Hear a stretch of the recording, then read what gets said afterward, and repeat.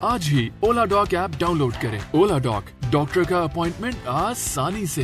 अस्सलाम वालेकुम। I am doctor Shahbaz Ali, physiotherapist. I work at rejuvenate clinic, Y block, DHA phase 3। आज हम बात करेंगे फ्रोजन शोल्डर या एडहेसिव कैप्सुलाइटिस। ये बहुत कॉमन है और स्पेशली जो डायबिटिक पेशेंट हैं वो बहुत जल्द इस चीज़ का शिकार हो जाते हैं। फ्रोजन शोल्डर आम ज़बान में कंधा जाम हो जाने को कहते हैं। फ्रोजन शोल्डर, इसकी वजूहात क्या हैं, इसकी कॉजेज़ क्या हैं, और ये होता क्यों है? ये आजकल बहुत से लोगों में कॉमन है, स्पेशली डायबिटिक पेशेंट में। वो जल्द इस चीज़ का शिकार हो जाते हैं। इसकी कॉजेज़ क्या हैं ये हम इसमें डिस्कस करेंगे। सबसे पहले हम जानते हैं फ्रोजन शोल्डर होता क्या है। एक्चुअली जो हमारा शोल्डर है वो कैप्सुलर पैटर्न से मिलकर बना है। तो जब कैप्सूल्स की थिकनिंग स्टार्ट होती है तो वो फ्रोजन शोल्डर में कन्वर्ट हो जाता है या एडहेसिव कैप्सुलाइटिस में कन्वर्ट हो जाता है। इसके लिए एक छोटा सा साइकिल मैं आपको बताता चलूं कि रिपीटेड स्ट्रेन की वजह से इन्फ्लेमेशन प्रोड्यूस होती है। देन इन्फ्लेमेशन के बाद फाइब्रोसिस प्रोड्यूस होती है। जब फाइब्रोसिस प्रोड्यूस होती है तो कैप्सूल को थिकनिंग की तरफ ले जाती है। जब कैप्सूल की थिकनिंग शुरू हो जाती है या वो थिकन हो जाता है, देन वो फ्रोजन शोल्डर में कन्वर्ट हो जाता है, या उसको हम एडहेसिव कैप्सुलाइटिस भी कह सकते हैं। देन हम बात करेंगे इसकी कॉजेज पे। बेसिकली इसको दो कैटेगरी में डिवाइड किया गया है, शोल्डर रिलेटेड कॉजेज और नॉन शोल्डर रिलेटेड कॉजेज। जो इसकी शोल्डर रिलेटेड कॉजेज हैं उसमें ट्रॉमा है, इंजरी है, टेंडाइटिस है, टेंडन की इन्फ्लेमेशन हो जाना, रोटेटर कफ इंजरी है। टेंडाइटिस और रोटेटर कफ इंजरी में पेशेंट को अपने जॉइंट को रेस्ट देनी पड़ती है, जिसकी वजह से जॉइंट स्टिफनेस में चला जाता है और देन फ्रोजन शोल्डर डेवलप हो जाता है। इसके बाद ओवर यूज है एंड फॉल्टी मूवमेंट है। बेसिकली आजकल हमारे लोगों में एक्सरसाइज का बहुत क्रेज है। उनको पता नहीं होता कि हमने एक्सरसाइज कितने टाइम के लिए करनी है, उसका ड्यूरेशन क्या है, उसकी रेंज ऑफ मोशन कितनी होनी चाहिए।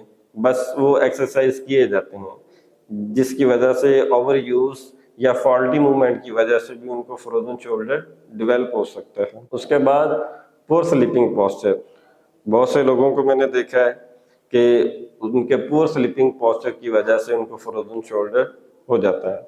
एक्चुअली पुअर स्लीपिंग पोस्चर में बहुत से लोग अपने सर के नीचे हाथ रख के लेट जाते हैं, तो ये एक्सट्रीम एक्सटर्नल रोटेशन पोजीशन बन जाती है और ये टाइमली लॉक्ड रहती है। जब तक बाजू सर के नीचे रहता है ये पोजीशन लॉक्ड रहती है, जिसकी वजह से ज्वाइंट में स्टिफनेस डेवलप होती है। स्टिफनेस के बाद ज्वाइंट फ्रोजन शोल्डर की तरफ या एडहेसिव कैप्सुलाइटिस की तरफ चला जाता है। देन हम बात करेंगे इसके नॉन शोल्डर रिलेटेड कॉजेज पे। नॉन शोल्डर रिलेटेड में सबसे मेजर कॉज जो इसका है वो डायबिटीज है। मोस्टली जो डायबिटिक पेशेंट होते हैं वो फ्रोजन शोल्डर का बहुत जल्द शिकार होते हैं। उसके बाद ischaemic heart disease, referred pain की वजह से पेशेंट जो है वो अपना शोल्डर ज्वाइंट उसको ज़्यादा मूव नहीं कर पाते, जिसकी वजह से वो भी फ्रोजन शोल्डर का शिकार हो सकते हैं। उसके बाद कोई ह्यूमरस का फ्रैक्चर हो गया या कोई और फ्रैक्चर हो गया, जिसकी वजह से लॉन्ग टाइम पॉलीस्लिंग का इस्तेमाल किया जाता है। लॉन्ग टाइम पॉलीस्लिंग का इस्तेमाल करने की वजह से जो पेशेंट का ज्वाइंट होता है वो स्टिफनेस की तरफ चला जाता है और फ्रोजन शोल्डर अल्टीमेटली डेवलप हो जाता है। यानी इसकी हम स्टेजेस पे बात करेंगे। इसकी 3 स्टेजेस हैं। जब फ्रोजन शोल्डर होता है तो इसकी 3 स्टेजेस पे इसको कन्वर्ट किया जाता है। फर्स्ट स्टेज जो होती है वो फ्रीजिंग एंड पेनफुल स्टेज होती है।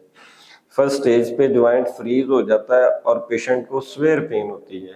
जो सेकंड स्टेज होती है वो स्टिफनेस स्टेज होती है, इन्फ्लेमेटरी स्टेज होती है, और जो थर्ड स्टेज होती है वो थॉइंग एंड रिकवरी स्टेज होती है। देन हम बात करेंगे इसके ट्रीटमेंट की। फ्रोजन शोल्डर के लिए जो सबसे बेस्ट ट्रीटमेंट है वो फिजियोथेरेपी ट्रीटमेंट है। सबसे पहले हमने पेशेंट को फंक्शनल करना है, पेशेंट की मूवमेंट को फंक्शनल करना है ताकि वो अपनी डेली एक्टिविटीज से महरूम ना हो, अपने डेली के जो उसके काम है वो कर सके। इसका ट्रीटमेंट भी हम 3 स्टेजेस में प्लान करते हैं। फर्स्ट स्टेज फ्रीजिंग स्टेज होती है, उसमें हम पेशेंट को पेंडुलम एक्सरसाइजेस करवाते हैं देन हम उसको इलेक्ट्रोथेरेपी अप्लाई करते हैं और एनसाइड्स रिकमेंड करते हैं, non steroid anti inflammatory drug recommend करते हैं। ये तीनों के कम्बिनेशन से हम उसकी फर्स्ट स्टेज को रिकवर करते हैं। देन हम आते हैं सेकंड स्टेज पे। सेकंड स्टेज इन्फ्लेमेटरी स्टेज होती है, उस लिहाज से हम उसको मोबिलाइजेशन टेक्निक्स अप्लाई करते हैं पेशेंट पे। मोबिलाइजेशन टेक्निक्स अप्लाई करके हम उसकी रेंज ऑफ मोशन को गेन करते हैं। जब उसकी रेंज ऑफ मोशन गेन हो जाती है, देन हम आते हैं स्टेज 3 पे, last stage and recovery stage. Last stage पे हम पेशेंट को active exercises plus strengthening exercises करवाते हैं, जिसके बाद पेशेंट कंप्लीटली ठीक हो जाता है या अपनी नॉर्मल लाइफ में वो कम बैक कर जाता है। Thank you. पाकिस्तान के टॉप डॉक्टर्स के साथ अपॉइंटमेंट बुक करें, वो भी पेशेंट फीडबैक देखते हुए। आज ही ओला डॉक ऐप डाउनलोड करें। ओला डॉक, डॉक्टर का अपॉइंटमेंट आसानी से।